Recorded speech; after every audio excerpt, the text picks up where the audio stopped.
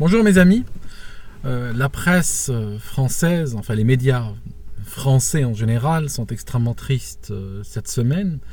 Ils expriment la tristesse de leurs commanditaires, ils expriment la tristesse du système qui les paye, parce qu'il faut savoir que les médias français sont des médias qui ne vivent pas avec leur audimat. Tu peux avoir un journal qui gagne peut-être 10% il fait 10% de ses bénéfices en vendant des journaux, mais en réalité 90% de son budget vient de subventions. D'accord ? Et comme vous savez, comme vous et moi, nous travaillons tous pour des employeurs et nous sommes fidèles à nos employeurs. Et les employeurs sont ceux qui te payent ton salaire. Eh ben, le journaliste, tu veux qu'il travaille pour qui ? Le journaliste, il travaille pour ceux qui le payent. Et ce n'est pas toi qui le paye. Ce n'est pas parce que tu vas acheter ton journal pour 1,50 € que tu as payé le journal. La majorité des journaux qui sont imprimés finissent à la poubelle. Toi, tu es juste la cible d'un système de propagande et qui paye cette propagande-là, c'est l'État. Donc, les journaux ou les médias en général, en France, qui sont des médias subventionnés, des organes de propagande subventionnés par le système, expriment en général l'opinion du système. Et le système est complètement en désarroi face au revers de fortune de Daesh en Syrie. D'accord ? C'est complètement ahurissant. Je sais qu'ils ont attaqué Paris. Ce groupe terroriste, ils ont attaqué Paris. Ils ont fait de la vivisection au Bataclan. Lisez les témoignages officiels d'ailleurs. Et donc, aujourd'hui, la France est triste que des terroristes se fassent écraser. Ils les appellent les rebelles. Alors je vous explique un truc. T'es français, t'es de nationalité française. Tu ne reconnais pas l'État français. Tu te rebelles contre l'État français. Mais tu ne cesses pas d'être français, bien sûr. Maintenant, les gens dont on parle en Syrie sont des gens qui viennent de 80 à 100 nationalités différentes. Il y a des Français de diverses origines, des Français convertis à l'islam. Il y a des Belges, il y a des Anglais, il y a des Somaliens, il y a des Américains. Ceux-là ne sont pas des rebelles. Ce sont des étrangers qui se trouvent illégalement sur le territoire syrien. Tu comprends ? Si en France, des Français ne reconnaissent pas le régime français, ce sont des rebelles. On comprend ? Mais si c'est des Somaliens qui débarquent en France et commencent à égorger des villages pour protester contre le régime de Paris, ça n'en fait pas d'eux des rebelles. Un étranger n'a pas à violer le territoire d'un pays, à rentrer en armes et soumettre des exigences. Il n'a aucune exigence. Depuis quand Bachar al-Assad a écrasé ou a maltraité des Somaliens ou des Français qui vivent à des milliers de kilomètres de là ? Il ne les connaît même pas. Ils ne vivaient même pas sur son territoire. C'est eux qui ont décidé d'aller là-bas. C'est pour ça qu'il les a bombardés. C'est parce que c'est eux qui ont été là-bas. Il ne les a pas bombardés dans leur pays. D'accord ? Et je suis pro-Assad pour vous le dire. Je pense que cet homme est un saint homme qui mérite un prix Nobel. Je le dis pour vous montrer le courage des opinions d'un blogueur, contrairement à certains hommes politiques qui sont obligés de se coucher. Alors ça commence toujours comme ça la phrase. Alors moi, vous savez, je suis, n'est-ce pas, je suis contre Assad, n'est-ce pas, je suis contre Assad, mais je dois dire que Daesh, c'est pas, voilà, d'accord. Je vais vous montrer comment parlent les hommes. Je suis pro-Assad, d'accord, et je l'ai toujours été depuis le début.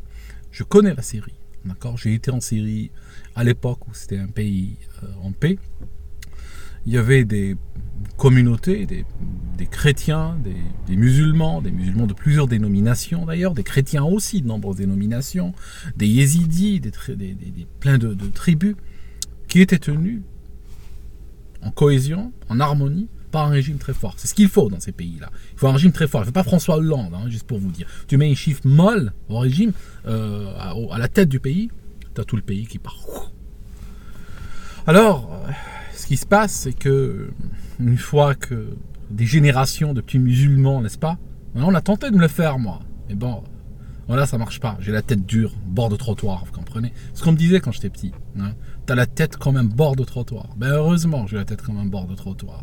Moi, je ne vénère pas les anciens crapules arabes, les anciens dirigeants arabes. Je ne vais pas les donner ma vie pour réinstaller un califat, moi. D'accord ? Donc, je vous explique un truc. Le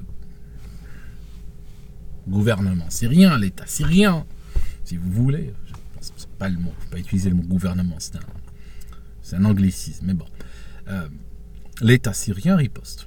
Riposte comme l'État français a riposté quand des terroristes ont attaqué Paris. Vous vous rappelez? Ils ont riposté comment, les Français? Avec des fleurs, en jetant des fleurs. Les fleurs, ça c'était après. Les fleurs, les bougies, ça c'était après. Mais durant le feu de l'action, dans l'hypercachère, qui a débarqué? Ils envoyaient qui? Ils envoyaient des fleurs sur l'hypercachère. Ils envoyaient des canardeurs. Ils envoyaient des tireurs. C'est ce qu'a fait exactement Assad. N'importe qui aurait fait la même chose. Quand les terroristes sont arrivés de Libye, ils ont attaqué une station pétrolière en Algérie. Une bonne partie des victimes ont été tuées par les ripostes, par les tirs des autorités algériennes. On va accuser l'Algérie de terrorisme. On va dire que les autorités algériennes ont soudainement, n'est-ce pas, comme ça un matin, ont débarqué et ont commencé à assassiner tout le monde, à ouvrir le feu sur des pauvres travailleurs dans une station pétrolière. Non, ça ne s'est pas passé comme ça.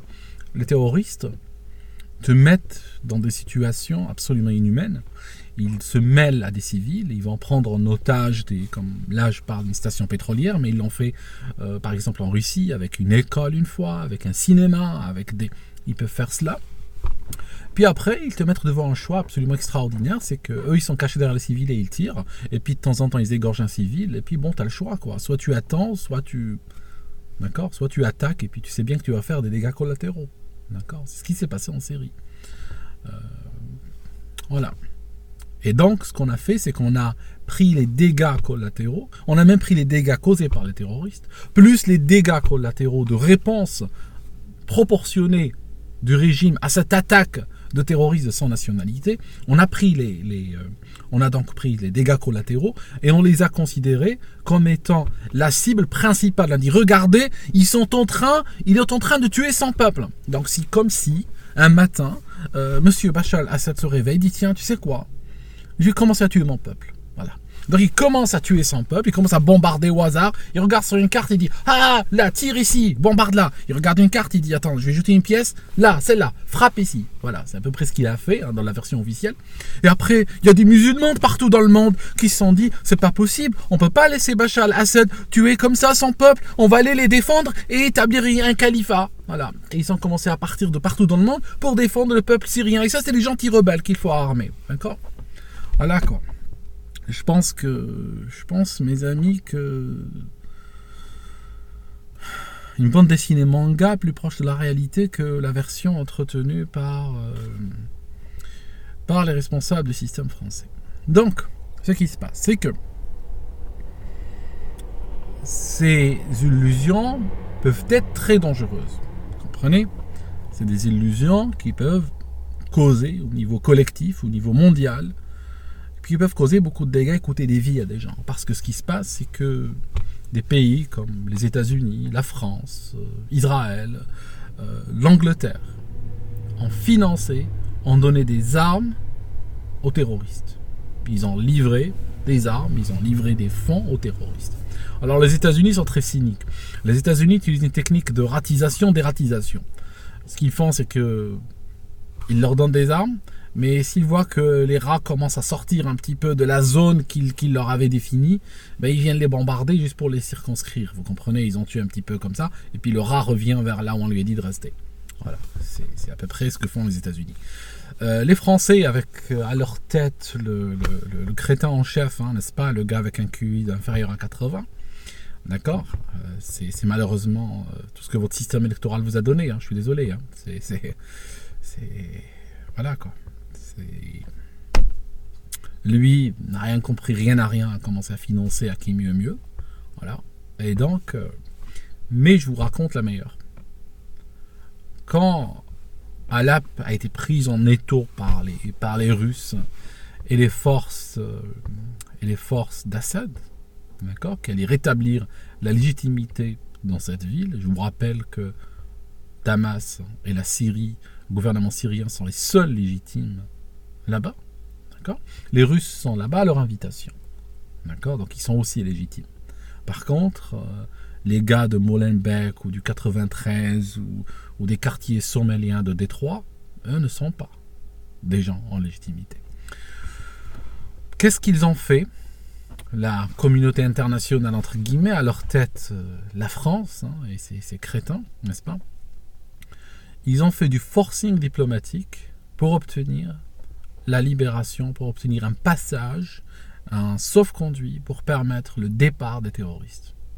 Ces terroristes auraient été, je ne vous le cache pas, auraient été découpés en morceaux par les Russes et les forces d'Assad, d'accord, qui en ont ras-le-bol de voir depuis des années des vidéos absolument odieuses qui viennent de là-bas. Je vous rappelle que ces forces dites rebelles, modérées, c'est eux qui ont, il y a quelques mois, il y a 6 mois, ils ont égorgé un enfant qui doit avoir 9-10 ans à l'arrière d'un pick-up, d'accord, en se filmant. Et d'ailleurs, certains de ces gars qui étaient là, certaines de ces têtes, c'est eux qui vous ont fourni après, on les retrouve sur les images de propagande qui ont été tournées, qui ont tourné partout sur la presse occidentale, qui ne demandent qu'à croire la version de Daesh, n'est-ce pas? Le moindre petit terroriste qui poste en se faisant passer par une fillette, en se faisant passer pour un humanitaire ou autre, ils reprennent ces versions et commencent à les diffuser partout. Tellement leurs valeurs sont les mêmes que celles de Daesh. Toujours est-il, je disais, ils ont égorgé un enfant de 9 ans, 9-10 ans.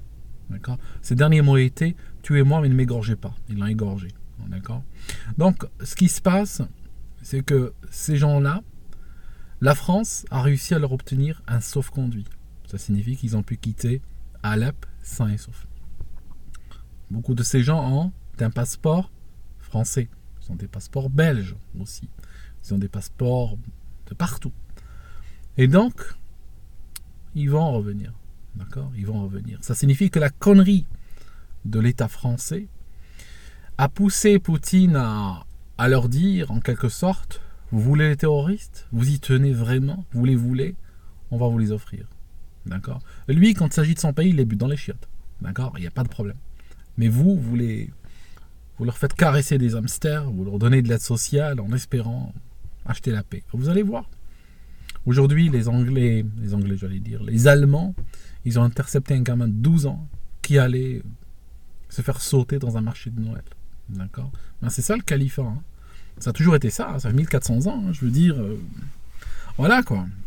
Pourquoi on a le droit encore de parler, de glorifier des califats, de faire des musées, de parler de l'âge d'or de l'islam? C'est comme si je prenais la période de l'ascension d'Adolf Hitler et la Deuxième Guerre mondiale comme étant, et je l'enseignais comme étant l'âge d'or de l'Allemagne. Hein, d'accord? Avec des drapeaux nazis à l'entrée des musées, vous comprenez? Hein, c'est ça, c'est juste... C'est tout. Donc je pense qu'il y a une grave erreur qui a été commise. C'est une erreur qui va se payer dans le sang. Hein. Ça va se payer dans le sang parce que ces terroristes ne vont pas venir pour caresser des hamsters. Hein. Voilà quoi. Je sais pas quoi dire. Franchement, je sais pas quoi dire. Mais en tout cas, je comprends. Je comprends pourquoi les groupes terroristes comme Al-Nusra et Daesh ont réussi vraiment en quelques années à devenir ce qu'ils sont et à s'imposer, à se renforcer. C'est parce que justement, ils avaient un soutien qui aujourd'hui se voit comme le nez sur la figure. Mais c'est vrai qu'à l'époque, j'étais peut-être naïf et je ne me rendais pas compte de la profondeur du soutien. Mais ils ont un soutien très clair de la part de la majorité des hommes politiques, la quasi-totalité de la presse aux ordres qui aboie au même rythme que les hommes politiques et de beaucoup de gens, beaucoup de particuliers d'ailleurs. Beaucoup. Ne serait-ce que parce qu'ils ont égorgé des prêtres que certains leur trouvent des qualités intéressantes. Voilà, en tout cas j'ai l'impression que ce continent est géré par ces pires, quoi. J'ai l'impression que ces peuples en Europe ont réussi à pousser à leur tête leurs pires. C'est incroyable, c'est fini la grande époque des hommes, quoi. On va tous se taper les pires ânes, on va les mettre au pouvoir et puis les regarder, foutre tout à l'égout, quoi. Enfin, je suis dégoûté, hein, je ne vous le cache pas. Je vous souhaite un bon week-end quand même, et puis voilà, on attendra le prochain deuil pour parler, quoi, pour réévoquer tous ces sujets-là. Mais c'est écrit, hein. À partir de maintenant, c'est écrit.